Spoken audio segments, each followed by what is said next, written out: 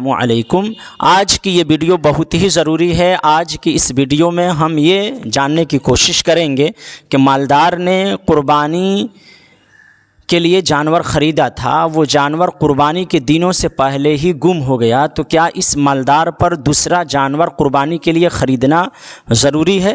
اسی طرح سے ایک غریب آدمی جس پر قربانی واجب نہیں تھی، اس نے قربانی کے لیے جانور خریدا تھا اور وہ جانور قربانی کے دنوں سے پہلے ہی گم ہو گیا، تو کیا اس غریب پر دوسرا جانور قربانی کے لیے خریدنا واجب ہے؟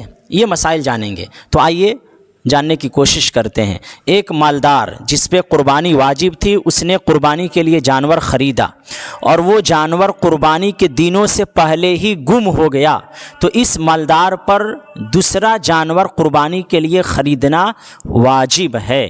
جی ہاں، اسی طرح سے مالدار آدمی نے قربانی کے لیے جانور خریدا تھا اور وہ جانور قربانی کے دنوں سے پہلے ہی مر گیا، تو اس مالدار پر دوسرا جانور قربانی کے لیے خریدنا واجب ہے۔ سمجھ گئے؟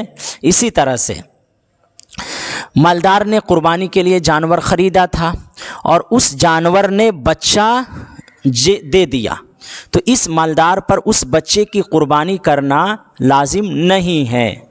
اب آئیے غریب کا مسئلہ لیتے ہیں۔ غریب آدمی جس پہ قربانی واجب نہیں تھی، اس نے قربانی کے لیے جانور خریدا تھا اور وہ جانور قربانی کے دنوں سے پہلے ہی گم ہو گیا، تو اب اس غریب آدمی پر دوسرا جانور خریدنا قربانی کے لیے ضروری نہیں ہے۔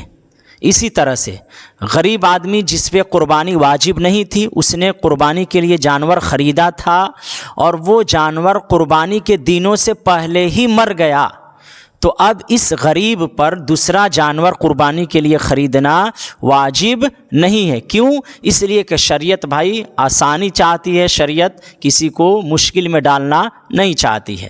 اسی طرح سے غریب آدمی نے جانور خریدا تھا قربانی کے لیے اور اس جانور نے قربانی سے پہلے بچہ دے دیا، تو اب اس غریب آدمی پر اس بچے کی قربانی کرنا بھی ضروری ہے، کیونکہ یہ نظر کے حکم میں ہو گیا ہے، اور اس بچے کا جو گوشت ہوگا وہ غریب آدمی خود استعمال نہیں کر سکتا ہے، بلکہ سارا کا سارا گوشت صدقہ کیا جائے گا۔ سمجھ رہے ہیں نا یہ مسائل؟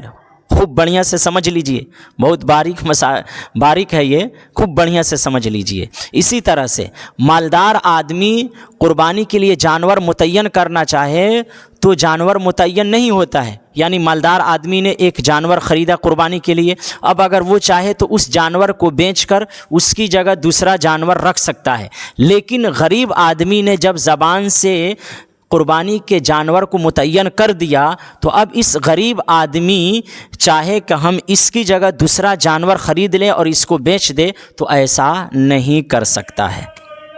شیئر کیجئے۔